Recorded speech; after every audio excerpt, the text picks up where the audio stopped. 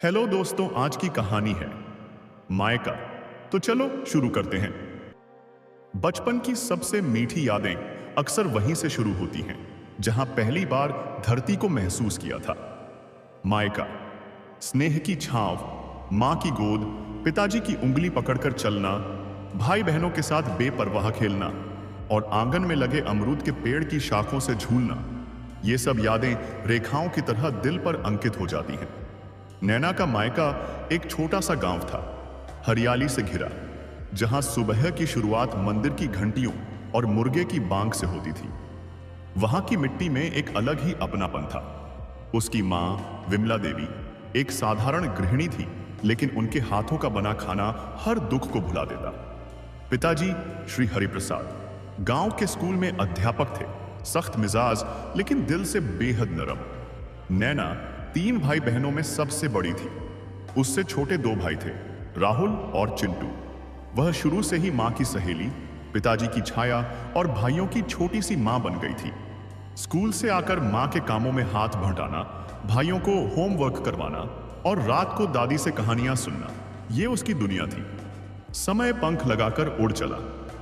नैना की उम्र जब 20 के पास पहुंची, रिश्तों की बातें होने लगी। पढ़ाई में अच्छी नैना का सपना था कि वह टीचर बने, लेकिन उस दौर में बेटियों के सपनों से ज्यादा जरूरी था उनका सही समय पर विवाह। नैना की शादी शहर में नौकरी करने वाले रवि से तय हुई। ससुराल एक मंझौले शहर में था और परिवार थोड़ा आधुनिक भी। विदाई के समय जब नैना मायके की दहलीज से बाहर निकली, तब उसके आंसू किसी समंदर की तरह बह निकले।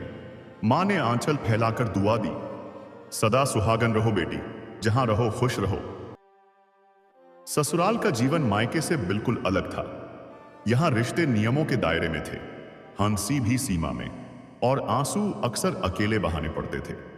रवि एक अच्छा पति था, लेकिन अपने परिवार के सामने वो अक्सर चुप हो जाता। नैना अपनी बातों, अपने मन के बोझ को मां से कहने के लिए तड़प जाती, लेकिन मां को परेशान करने का ख्याल आते ही चुप हो जाती।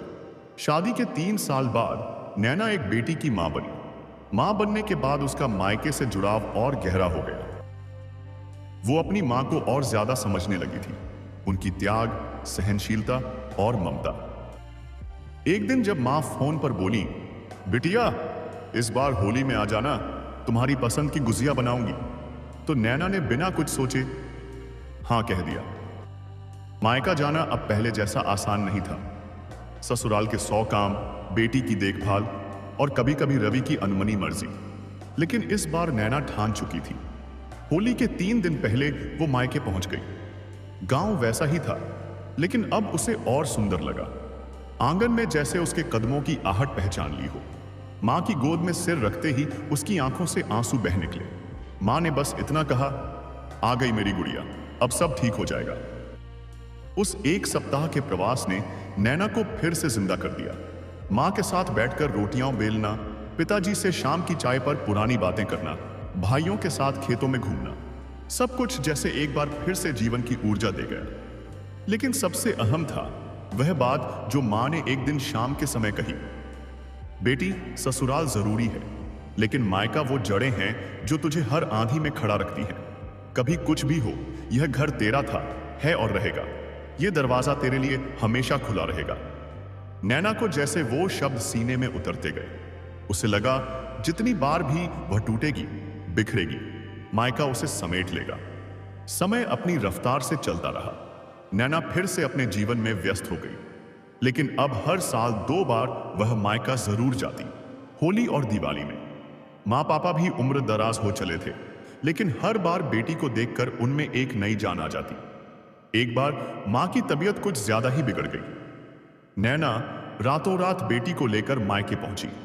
अस्पताल के बिस्तर पर मां ने उसका हाथ पकड़ा और धीमे से कहा, तू जब भी आती है लगता है जैसे मेरी रगों में फिर से खून दौड़ने लगता है।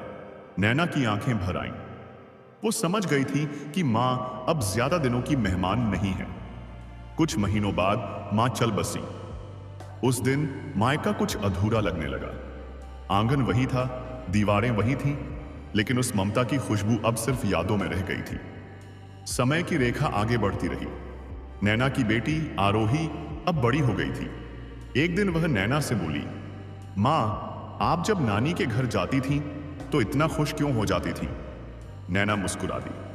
उसने अपनी बेटी का हाथ पकड़ा और कहा, क्योंकि वो घर सिर्फ एक घर नहीं था, वो मेरी पहचान था। वहां मेरा बचपन था, मेरी माँ की ममता थी और वो जड़ें थीं जिनसे मैंने जीवन सीखा। अब नैना ने मायका को सिर्फ एक जगह नहीं माना, बल्कि एक भावना, एक एहसास और एक ऊर्जा के रूप में जीना शुरू कर दिया। उसने अपने मायके को अपनी बेटी में, अपनी बातों में और अपनी यादों में सहेज लिया। मायका कोई इमारत नहीं होता, वो तो एक ऐसा दरख्त होता है जिसकी छांव में बेटी चाहे कितनी भी बड़ी हो जाए, वो फिर से बच्ची बन जाती है। वो दरवाजा नहीं होता जो केवल खोलने बंद करने के लिए हो, वो तो एक झरोखा होता है जहां से बेटी अपनी सारी थकान उतार फेंकती है। नैना के लिए मायका अब एक स्मृति बन चुका था, लेकिन वो स्मृति ही उसकी सबसे बड़ी शक्ति बन गई। ऐसी ही और कहानियों के लिए हमारे चैनल को सब्सक्राइब करें